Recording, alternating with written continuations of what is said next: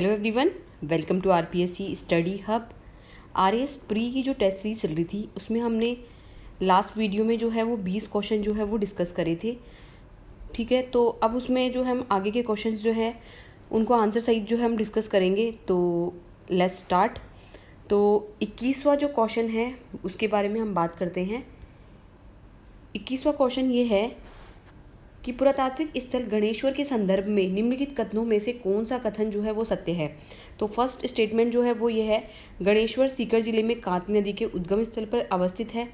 दूसरा स्टेटमेंट है, गणेश्वर ताम्रपाषाणिक पुरा स्थल है। तीसरा स्टेटमेंट है, राजस्थान में गणेश्वर से सर्वाधिक ताम्र सामग्री जो है वो प्राप्त हुई है। फोर्थ है, गणेश्वर हड़प्पाई नगरों के समान विकसित नगरीय सभ्यता थी। तो इसमें ऑप्शन दिए हुए हैं, ए ऑप्शन में है 1 और 2, बी में है 1 2 3, सी में है 1 और 3 और डी में दिया हुआ है 3 और 4। तो इसका सही आंसर जो है वो हो जाएगा ऑप्शन बी। ऑप्शन बी यानी 1 2 3 जो है वो सही है। 1 2 3 में क्या क्या है ये भी देख लेते हैं। गणेश्वर जो है वो सीकर जिले में कांती नदी के उद्गम स्थल पर अवस्थित है, बिल्कुल करेक्ट स्टेटमेंट है। नेक्स्ट है, गणेश्वर ताम्रपाषाणिक पुरा स्थल है, ये भी बिल्कुल सही बात है। तीसरा है, राजस्थान में गणेश्वर से सर्वाधिक ताम्र सामग्री जो है वो प्राप्त हुई है, ये स्टेटमेंट भी बिल्कुल करेक्ट है। लेकिन ये बोल रहा है गणेश्वर, फोर्थ है, गणेश्वर हड़प्पाई नगरों के समान विकसित नगरीय सभ्यता थी, ये स्टेटमेंट जो है वो रॉन्ग हो जाता है। क्यों? क्योंकि गणेश्वर जो था वो ग्रामीण संस्कृति थी, ना कि नगरीय संस्कृति। तो ग्रामीण संस्कृति थी, हड़प्पाई नगरों के समान विकसित नगरीय सभ्यता जो है वो ये नहीं थी, ये केवल क्या थी, ग्रामीण संस्कृति। तो ये ध्यान रखना कि गणेश्वर जो है वो कभी भी नगरीय सभ्यता जो है वो नहीं थी। ओके, ये केवल क्या थी, ग्रामीण संस्कृति या ग्रामीण सभ्यता से रिलेटेड ही थी। तो इसलिए ऑप्शन जो है बी हमारा करेक्ट आंसर है। नेक्स्ट हम चलते हैं 22 क्वेश्चन पर। 22 क्वेश्चन ये है, निम्नलिखित ताम्रपाषाणिक पुरा स्थलों में से सर्वाधिक ताम्र सामग्री किस पूरा स्थल से जो है वो पाई गई है। तो ऑप्शन है आहड़, बालाथल, गणेश्वर और गिलुंड। तो इसका ऑप्शन जो है सी, गणेश्वर जो है वो करेक्ट आंसर है। क्योंकि गणेश्वर जो है ताम्रपाषाणिक पुरा स्थल जो गणेश्वर है वहाँ सर्वाधिक जो है तांबे की वस्तुएं जो है वो सबसे ज़्यादा ताम्र सामग्री जो है वो पाई गई है, इसलिए इसका आंसर जो है वो गणेश्वर है। नेक्स्ट हम चलते हैं 23 क्वेश्चन पर। 23 क्वेश्चन ये है, निम्नलिखित पुरा स्थलों में से कौन से पुरा स्थलों से लोह गलाने के साक्ष्य जो है वो हमें प्राप्त हुए हैं। तो इसमें ऑप्शन है, ए में है ईसवाल, बी में है सुनारी, सी में है रेड और डी में है ये सभी। तो जो हमारा जो पूरा लोहे के जो गलाने के साक्ष्य जो हैं वो सबसे ज़्यादा जो मिले हैं इन सभी से, यानी डी ऑप्शन जो है वो हमारा करेक्ट आंसर है। ईसवाल से भी मिले हैं, सुनारी से भी मिले हैं, रेड से भी मिले हैं, सभी से जो है हमें लोहे गलाने के जो है साक्ष्य प्राप्त हुए हैं, इसलिए उपरोक्त सभी जो है वो करेक्ट आंसर है। नेक्स्ट हम चलते हैं 24 क्वेश्चन पर। 24 क्वेश्चन कहता है कि पुरातात्विक स्थल दिया हुआ है, पूरा स्थल दिया हुआ है और नदी दी हुई है। तो इधर दिया हुआ है लेफ्ट साइड में रेड, भूटिया, गणेश्वर, नगरी। राइट साइड में नदी दी हुई है कंदमाली, डील, बेड़च और कांतली। तो हमें बताइए कि रेड जो है वो डील नदी के किनारे स्थित है। ओके, भूटिया जो है वो किस नदी के स्थान, कंदमाली, ये एक नया है स्थान तो ये थोड़ा देख लीजिएगा। भूटिया जो है वो कंदमाली नदी के किनारे जो है वो स्थित है। गणेश्वर जो है वो कांतली नदी के स्थान पर, कांतली नदी के किनारे है। नगरी जो है वो चित्तौड़गढ़ में जो नगरी है वो है बेड़च नदी के किनारे जो है वो स्थित है। तो ये चारों जो ऑप्शन जो है इस तरह से दिए गए हैं, तो इसका करेक्ट आंसर जो हो जाएगा वो हमारा हो जाएगा बी, यानी रेड जो है डील 2, भूटिया जो है वो 1, कंदमाली, गणेश्वर जो है वो कांतली 4 और नगरी जो है वो बेड़च 3। तो बी ऑप्शन जो है वो करेक्ट हो जाएगा अपना। नेक्स्ट हम चलते हैं 25 पर। 25 क्वेश्चन क्या है, राजस्थान विद्यापीठ उदयपुर के पुरातत्व विभाग द्वारा किए गए उत्खनन में किस पुरा स्थल से 2000 वर्ष तक निरंतर लोहा गलाने के प्रमाण जो है वो हमें प्राप्त हुए हैं। यानी कि 2000 वर्ष तक जो है निरंतर हम लोहा निकाल सकते हैं, ठीक है, लोहा गला सकते हैं, इसके प्रमाण जो है वो प्राप्त हुए हैं। तो ये कहाँ हुआ है, राजस्थान विद्यापीठ उदयपुर के पुरातत्व विभाग ने जो है वो उत्खनन किया, तब ये जब जानकारी जो है पता लगी थी। तो इसके लिए ऑप्शन दिया गया है ईसवाल, आहड़, सुनारी और रेड। आहड़, सुनारी, रेड और ईसवाल, ये जो है 4 ऑप्शन दिए गए हैं। तो इसका सही आंसर जो है वो हो जाएगा हमारा ईसवाल। ओके, ए ऑप्शन जो है वो हमारा सही हो जाएगा, ईसवाल। राजस्थान विद्यापीठ उदयपुर के पुरातत्व विभाग द्वारा किए गए उत्खनन में ईसवाल के 2000 वर्ष तक निरंतर लोहा गलाने के साक्ष्य जो है वो प्राप्त हुए हैं। ओके, नेक्स्ट हम चलते हैं 26 क्वेश्चन पर। सुमेलित करना है, इसमें भी पुरातात्विक स्थल दे रखा है और उत्खनन से प्राप्त जो है वो यहाँ पर सामग्री दे रखी है। तो लेफ्ट साइड में दे रखा है बागोर, रंग महल, सुनारी, नगरी। राइट साइड में दे रखा है शिवी जनपद के सिक्के, लघु पाषाण उपकरण, कुषाण शासकों के सिक्के, लोह भट्टियाँ। तो इसका जो सही आंसर जो है वो हो जाएगा बी ऑप्शन जो है इसका सही आंसर है 2, 3, 4, 1। तो इसमें देख लेते हैं कि कैसे कैसे क्या है 2, 3, 4, 1 के अकॉर्डिंग। बागोर जो है वो है लघु पाषाण उपकरण, यानी बागोर से हमें लघु पाषाण उपकरण जो है वो प्राप्त होते हैं। रंग महल जो है, रंग महल से हमें कुषाण शासकों के सिक्के प्राप्त होते हैं। ध्यान रख लीजिएगा कि रंग महल सभ्यता जो है वो कुषाण शासक से रिलेटेड है, कुषाण शासकों के सिक्के जो है वहाँ से मिलते हैं। सुनारी जो है हमारा वो है लोह भट्टियाँ, यहाँ से लोह की भट्टियाँ जो है वो मिली है। और नगरी जो है वहाँ से शिवी जनपद के सिक्के तो मिले ही हैं। ठीक है, तो ये देख लेना, शिवी जनपद से रिलेटेड जो है वो नगरी स्थान हो गया, और जो कुषाण शासकों से रिलेटेड जो है रंग महल है, तभी तो वहाँ पर कुषाण शासकों के सिक्के जो है वो देखने को मिलते हैं हमें। तो इस तरह से जो है ये आंसर हुआ। नेक्स्ट हम चलते हैं 27 क्वेश्चन पर। गुप्तोत्तर कालीन प्रस्तर की महिषासुर मर्दिनी की प्रतिमा कौन से पुरातात्विक स्थल से प्राप्त हुई है? यानी गुप्तोत्तर काल के बाद पत्थर की जो महिषासुर मर्दिनी की प्रतिमा जो है वो कहाँ से हमें प्राप्त होती है? तो एक तो है हमारा नगरी, नगर, नलियासर और नो है। 4 ऑप्शन दिए हुए हैं, नगरी, नगर, नलियासर, नो है। काफ़ी मतलब सिमिलर ऑप्शन लग रहे हैं, काफ़ी कन्फ्यूजिंग भी हो रहा है। तो इसका आंसर जो हो जाएगा हमारा नगर, नगर करेक्ट आंसर है कि गुप्तोत्तर कालीन प्रस्तर की महिषासुर मर्दिनी की प्रतिमा जो है वो हमें नगर से मिलती है। ओके, और जो नगर जो है वो स्थान कहाँ है, मैं आपको बता दूं कि नगर जो स्थान है वो टोंक जिले में स्थित है, जबकि नगरी कहाँ है? चित्तौड़गढ़ में। नो है कहाँ है? भरतपुर में। नलियासर मुझे थोड़ा याद नहीं आ रहा है, नलियासर कहाँ है? नगरी कहाँ है? चित्तौड़गढ़ में। नगर है टोंक में, नो है भरतपुर में। तो ये जो महिषासुर, जो गुप्तोत्तर कालीन प्रस्तर की महिषासुर मर्दिनी की प्रतिमा जो है वो हमें नगर टोंक से देखने को, नगर टोंक जो है वहाँ से हमें मिलती है। ओके, अब हम चलते हैं 28 क्वेश्चन पर। कौन से पुरातात्विक स्थल से प्रस्तर की विशालकाय यक्ष प्रतिमा जिस पर मौर्यकालीन पॉलिश है? यानी पुरातात्विक स्थल है जहाँ से पत्थर की क्या है विशालकाय, बहुत बड़ी साइज की जो है यक्ष प्रतिमा मिली है, और उस पर भी क्या है मौर्यकालीन जो है वो पॉलिश जो है वो करी हुई है। तो वो कहाँ से हमें जो है वो प्राप्त होती है? तो इसका आंसर जो है वो नौह से। ध्यान रखना कि यक्ष की प्रतिमा जो है वो नौह से मिलती है, जबकि महिषासुर मर्दिनी की जो प्रतिमा है वो हमें नगर से मिलती है, नगर टोंक से मिलती है। तो नौह जो भरतपुर है वहाँ से हमें विशालकाय यक्ष प्रतिमा जो है वो मिलती है, जहाँ पर मौर्यकालीन जो है क्या है उस पर पॉलिश जो है वो की गई है। ओके, नेक्स्ट हम चलते हैं 29 क्वेश्चन पर। तो इसका आंसर ए ऑप्शन सही हो गया है। नेक्स्ट हम चलते हैं 29 पर। निम्नलिखित में से कौन सा सुमेलित नहीं है? सुमेलित नहीं है बताना है। तो नगर, टोंक, इसमें 6000 जो है मालव सिक्के मिले हैं। रेड, मृदभांड पर स्वास्तिक का अलंकरण। आहड़, 79 लोहे के उपकरण। ओजियाना, लोहे भट्टिया। तो 4 जो है वो ऑप्शन जो है इसके अंदर दिए गए हमें। तो इसमें ऑप्शन डी जो है वो गलत होगा। अब वो कैसे होगा? क्योंकि नगर टोंक से हमें 6000 मालव सिक्के, मालव जो प्रजाति के जो सिक्के हैं, मालव जाति जो थी उसके सिक्के जो है वो नगर टोंक से मिले, वो भी 6000। ठीक है, संख्या में कितने हैं? 6000, बिल्कुल करेक्ट है। रेड जो है उसमें क्या है मृदभांड पर स्वास्तिक का अलंकरण जो है वो हमें प्राप्त होता है, तो ये भी बिल्कुल करेक्ट स्टेटमेंट है। फिर नेक्स्ट है हमारा आहड़। आहड़ में क्या हुआ है 79 लोहे के उपकरण जो है वो हमें देखने को मिलते हैं। और ओजियाना जो है उसमें क्या है, ओजियाना जो है लोहे भट्टियाँ नहीं होकर क्या मिलता है यहाँ पर, यह आहड़ संस्कृति से संबंधित क्या है ताम्र पाषाणिक जो है वो स्थल है, ना कि लोहे से संबंधित। यहाँ से लोहे भट्टियाँ जो है प्राप्त नहीं हुई, बल्कि यहाँ से क्या प्राप्त हुआ है तांबे के उपकरण, यानी तांबे के जो है ताम्र पाषाणिक स्थल है, तो तांबे से रिलेटेड जो है यहाँ पर मिले हैं ओजियाना में। ओके, नेक्स्ट हम चलते हैं 30 क्वेश्चन पर। 30 क्वेश्चन हमारा ये है, पुरातात्विक स्थल दिया हुआ है और सांस्कृतिक व ऐतिहासिक काल जो है वो भी इसके अंदर दिया गया है। तो फर्स्ट है हमारा बरोर, तिलवाड़ा, ओजियाना और सुनारी लेफ्ट में। राइट साइड में दिया हुआ है मध्य पाषाण काल, ताम्र पाषाण काल, सैंधव काल और वैदिक काल। तो इसमें ऑप्शन जो है हमारा सी ऑप्शन जो है वो करेक्ट है। सी ऑप्शन जो है वो करेक्ट है। सी में 3, 1, 2, 4 जो है हमारा। अब देख लेते हैं किस तरह से है। बरोर जो है वो हमारा है सैंधव काल से रिलेटेड। बरोर जो है वो सुना भी नहीं होगा आपने, आई थिंक मैंने भी नहीं सुना बरोर, लेकिन बरोर जो है वो सैंधव काल से रिलेटेड है। तिलवाड़ा जो है, ठीक है, तिलवाड़ा जो है वो मध्य पाषाण काल स्थल है।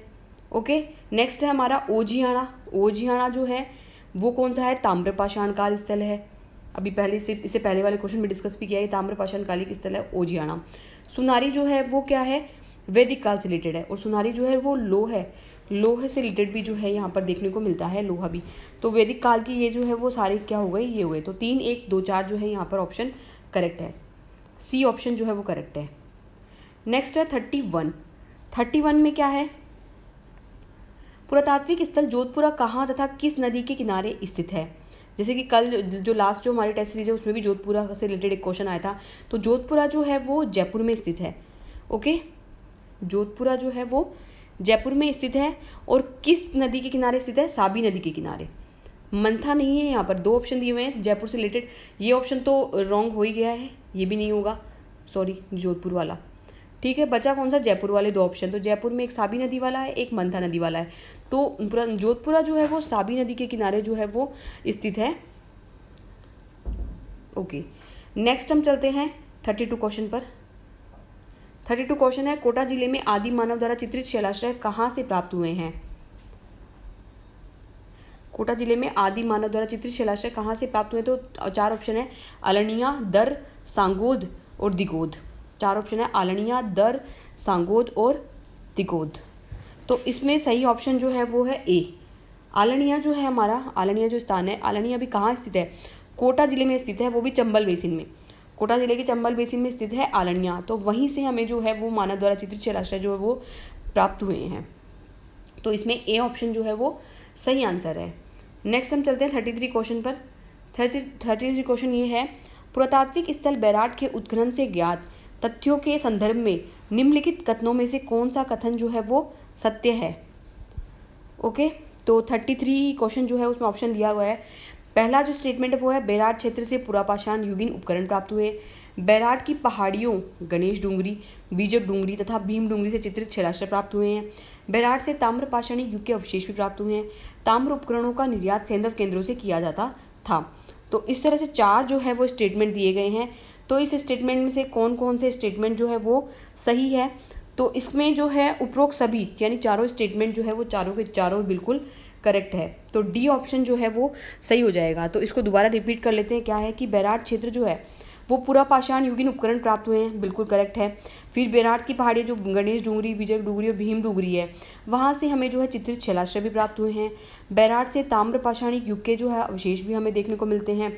इसी तरह ताम्र उपकरणों का निर्यात जो है वो सैंधव केंद्रों से जो है वो किया जाता था, ये भी बिल्कुल करेक्ट बात है। तो चारों ऑप्शन जो है वो चारों के चारों ही करेक्ट हैं।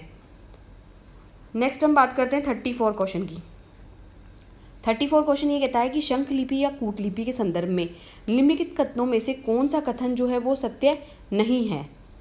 शंख लिपि जिसको हम कूटलिपि भी बोलते हैं, उसके संदर्भ में कौन सा कथन जो है वो सत्य नहीं है? तो पहला स्टेटमेंट है, शंख लिपि का प्रयोग बैराट की पहाड़ियों में स्थित शिलाश्रयों में किया गया है। शंख लिपि पुरापाषाण युगीन मानव की अभिव्यक्ति है। शंख लिपि का अंकन लाल रंग से विभिन्न शिलाखंडों पर किया गया है। तो इसमें ऑप्शन दिए गए हैं केवल 1, केवल 2, केवल 3। उपरोक्त सभी कथन जो है वो सत्य है। तो 34 का जो आंसर है वो हमारा बी है, कि जो बी ऑप्शन जो है वो इसका आंसर है। क्यों? क्योंकि अब हम देख लेते क्या है। बैराट जो है वहाँ पर 1 और 3 कथन जो है वो सत्य है, लेकिन 2 कथन जो है हमारा गलत है।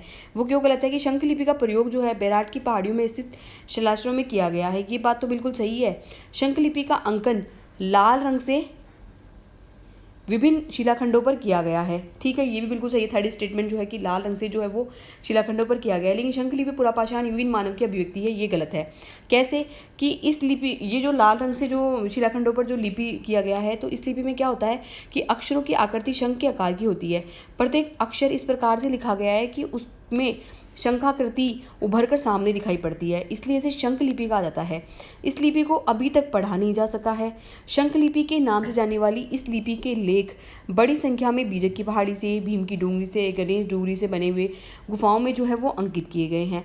इन लेखों के अक्षर जो है वो शंख की आकृति के समान हमें दिखाई देते हैं। वैज्ञानिकों को इन लिपि के अभिलेख भारतीय उपमहाद्वीप के भारत, इंडोनेशिया, जावा, बोर्निया, ठीक है, आदि देशों से जो है वो मिले हैं। जिनसे ये धारणा बनती है कि जिस तरह किसी कालखंड में सिंधु लिपि जानने वाली सभ्यता भारतीय उपमहाद्वीप में विकसित हुई थी, उसी तरह शंख लिपि जानने वाली कोई सभ्यता किसी कालखंड में भारतीय उपमहाद्वीप में भी फली फूली थी। ये लोग कौन थे, इनका कालखंड क्या था आदि प्रश्नों का उत्तर अभी तक नहीं दिया गया है, लेकिन यह लिपि मानव सभ्यता के विकसित होने के बाद की है। कुछ विद्वान इसे बुद्ध और महावीर कालीन भी मानते हैं। तो शंख लिपि जो है वो पूरा पाषाण कालीन नहीं होकर क्या है, ये लिपि मानव सभ्यता की विकसित होने के बाद विकसित हुई है। तो इसे क्या है, बुद्ध और महावीर कालीन भी कई लोग इसको मान लेते हैं शंख लिपि को। तो इसका जो आंसर जो हो जाएगा 3, यानी कि 2 स्टेटमेंट जो है वो गलत है, 1 और 3 स्टेटमेंट सही है, तो बी ऑप्शन जो है वो सही आंसर है। नेक्स्ट हम बात करते हैं 35 क्वेश्चन की।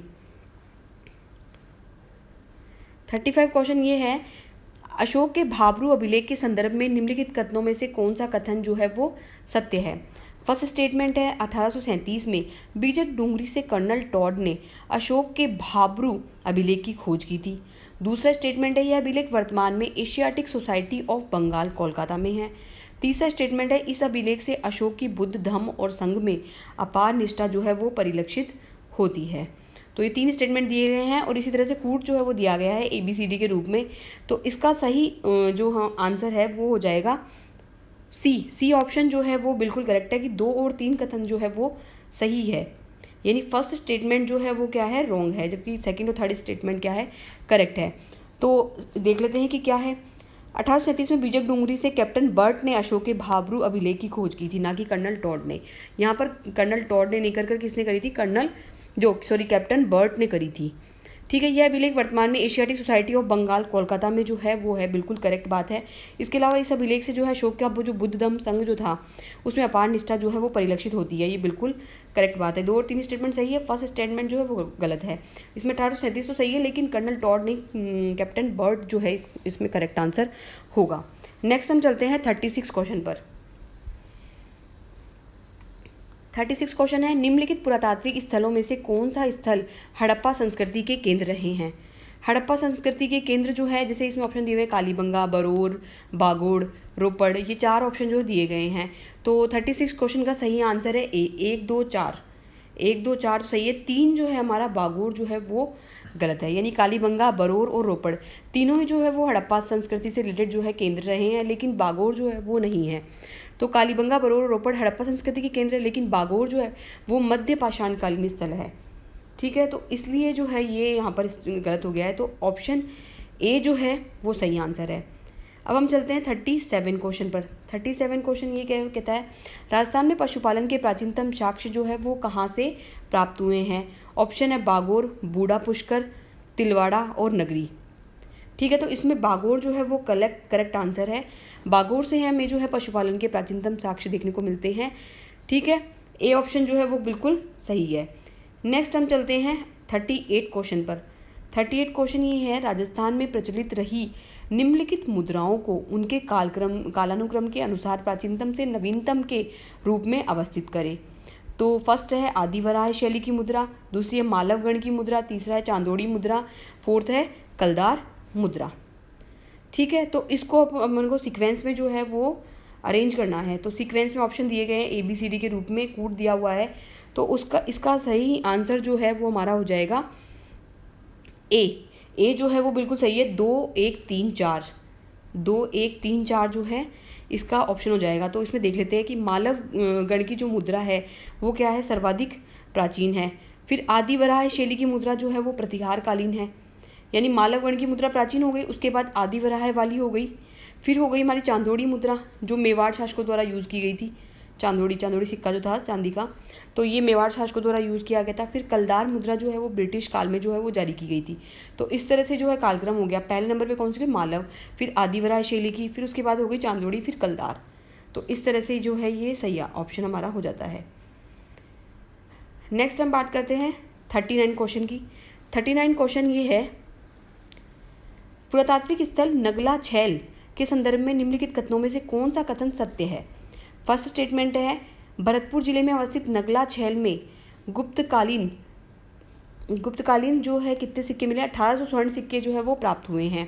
दूसरा स्टेटमेंट है इन सिक्कों में सर्वाधिक सिक्के चंद्रगुप्त प्रथम के समय के हैं। तीसरा स्टेटमेंट है समुद्रगुप्त के समय के 173 सिक्के जो है मिले हैं। नगला छैल जो है, इसको नगला छैल जो है वो कहाँ है, भरतपुर जिले में स्थित है। और इसका 39 क्वेश्चन का सही आंसर जो है वो हमारा हो जाता है सी, यानी 1 और 3 ऑप्शन जो है वो सही है। 2 ऑप्शन जो है कि इन सिक्कों में सर्वाधिक सिक्के चंद्रगुप्त प्रथम के समय के हैं, ये ऑप्शन जो है वो गलत है। तो इसमें क्या है देख लेते हैं। भरतपुर जिले में अवस्थित नगला छैल में गुप्तकालीन 1800 स्वर्ण सिंह के सिक्के जो है वो स्वर्ण सिक्के जो है प्राप्त हुए हैं। बिल्कुल सही है कि गुप्त काल के 1800 सिक्के जो है प्राप्त हुए हैं, सोने के सिक्के।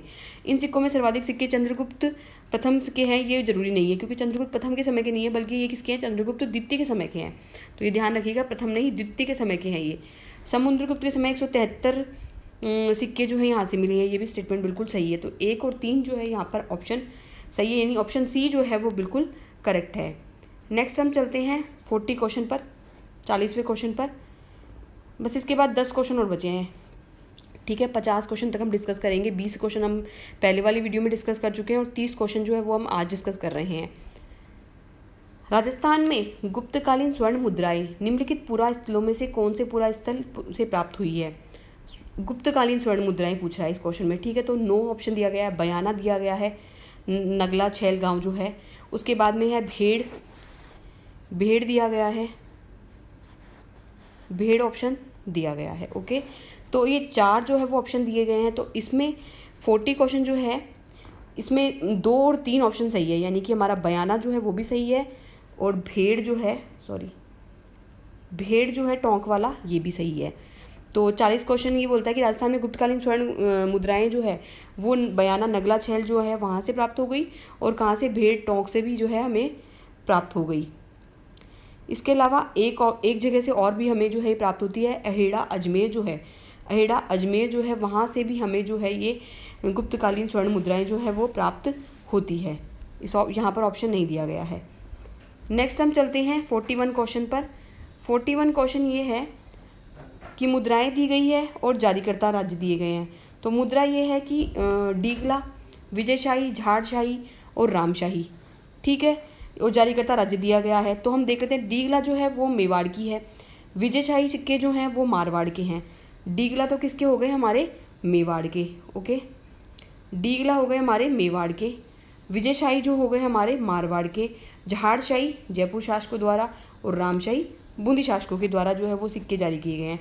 तो इसमें ऑप्शन जो है हमारा सी ऑप्शन 3, 4, 2, 1, यानी डीगला मेवाड़, विजयशाही मारवाड़, झाड़शाही जयपुर और रामशाही बूंदी, सी ऑप्शन जो है वो हमारा क्या है, करेक्ट है यहाँ पर, ओके। नेक्स्ट हम चलते हैं 42 क्वेश्चन पर। 42 क्वेश्चन ये है, निम्नलिखित में से कौन सा सुमेलित नहीं है। तो ए में दिया हुआ है सालिमशाही प्रतापगढ़, लक्ष्मणशाही बांसवाड़ा, डब्बूशाही जयपुर, पदमशाही सलूम्बर। तो ये सारे ऑप्शन दिए गए हैं। तो यहाँ पर जो है सी डब्बूशाही जो है हमारा, डब्बूशाही जो है वो ये ऑप्शन जो है यहाँ पर गलत है। जैसे डीगला जो है, सॉरी डब्बूशाही नहीं, यहाँ पर ऑप्शन डब्बूशाही जो है वो गलत हो गया है। तो अब हम देखते हैं कि सालिमशाही प्रतापगढ़ बिल्कुल करेक्ट है, ओके। लक्ष्मणशाही बांसवाड़ा बिल्कुल सही है। डब्बूशाही जो है वो क्या है, जयपुर के नहीं बल्कि क्या है, मारवाड़ द्वारा चलाए गए थे, मारवाड़ के शासकों द्वारा चलाए गए थे डब्बूशाही सिक्के, ना कि जयपुर शासकों के द्वारा। पदमशाही सिक्के सलूम्बर पाली जो है मेवाड़ में, वहाँ के शासकों द्वारा पदमशाही सिक्के चलाए गए। तो सालिमशाही प्रतापगढ़ द्वारा, लक्ष्मणशाही बांसवाड़ के द्वारा, पदमशाही सलूम्बर के द्वारा, जबकि डब्बूशाही जयपुर द्वारा नहीं होकर मारवाड़ शासकों द्वारा चलाए गए थे, ओके। नेक्स्ट हम चलते हैं 43 क्वेश्चन पर। 43 क्वेश्चन है, राजस्थान में स्थित परमार वंश के बारे में निम्नलिखित कथनों पर विचार करें। परमार वंश में क्या था, मालवा के परमार शासक मुंज ने अपने पुत्र अर्णराज को आबू का क्षेत्र प्रदान किया था। दूसरा है, परमार शासक मुंज अपने अन्य पुत्र चंदन को जालोर का क्षेत्र प्रदान किया और यहाँ से जालोर के परमार वंश का प्रारंभ होता है। तीसरा स्टेटमेंट है, परमार शासक मुंज के भाई सिंधुराज के पुत्र दूषण को भीनमाल का क्षेत्र प्रदान किया गया और जगह पर परमार वंश स्थापित हुआ। बाड़मेर जिले में स्थित किराड़ू भी कुछ समय परमारों के अधीन रहा। तो 4 स्टेटमेंट जो है यहाँ पर दिए गए हैं, ओके। तो इसका सही आंसर जो है वो हमारा, ठीक है, वो हमारा हो जाएगा कि कथनों पर विकल्प जो है हमारे ये दिए गए हैं। तो सभी कथन जो है वो क्या है, यहाँ पर मैं थोड़ा कंफ्यूज हो गई हूँ कि क्या जो है वो हमारा आंसर इसमें होने वाला है। थोड़ा सा मैं इसमें कंफ्यूज हो रही हूँ। ओके, 43 वाले क्वेश्चन में कि इसका आंसर जो है वो क्या होगा।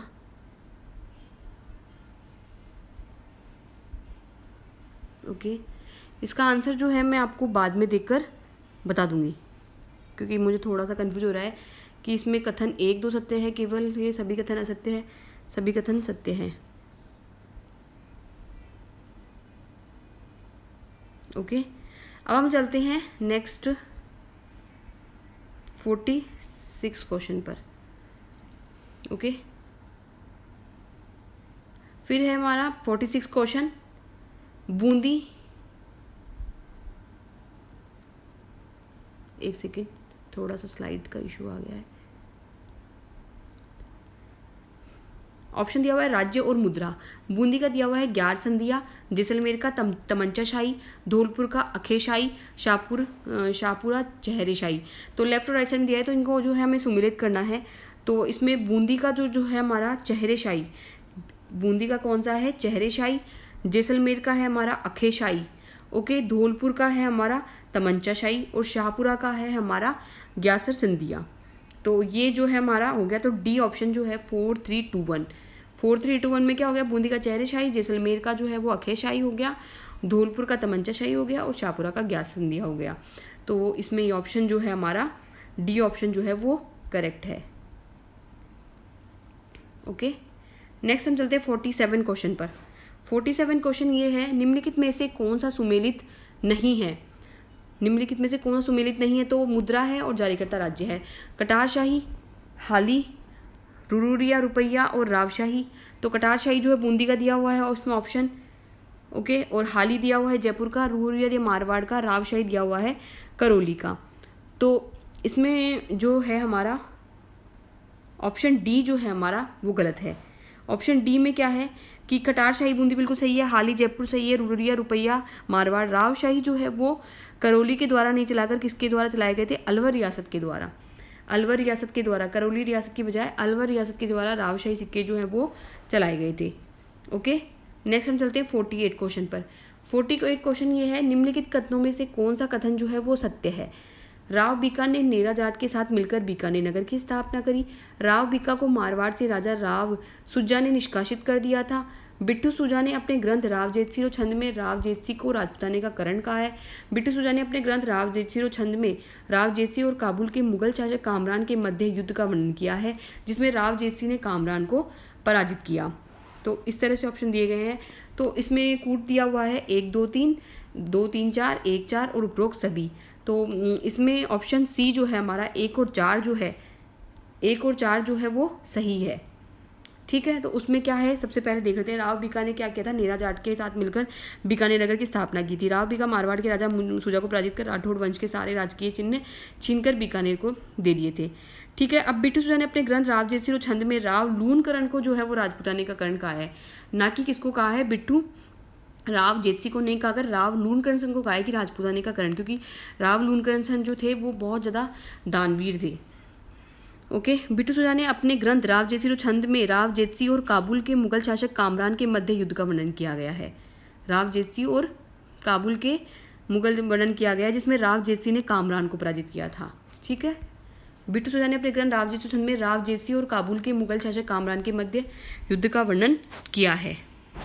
तो मतलब 1 और 4 जो है वो ऑप्शन क्या है, सही है। राव बीका को मारवाड़ से राजा सुजा ने जो है निष्कासित कर दिया था, बल्कि ये क्या है, राव बीका मारवाड़ के राव सुजा को पराजित कर राठौड़ वंश के सारे राजकीय चिन्ह छीनकर बीकानेर ले गया था।